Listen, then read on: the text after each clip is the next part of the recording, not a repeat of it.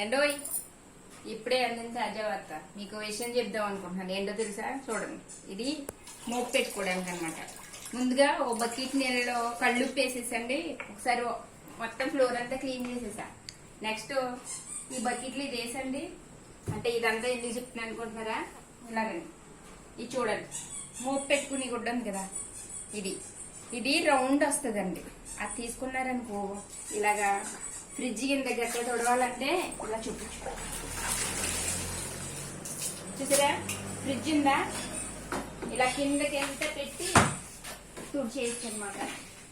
ఇదిగో ఇలా అన్నాటి కిందకి ఇలా వెళ్తుంది అనమాట. ఇది చూసారా, ఇది ఇలా వెడల్పుగా ఉన్న తీసుకున్నారనుకో ఇలా సందుల్లో కూడా వెళ్తుంది, క్లీన్ అవుతుంది అనమాట.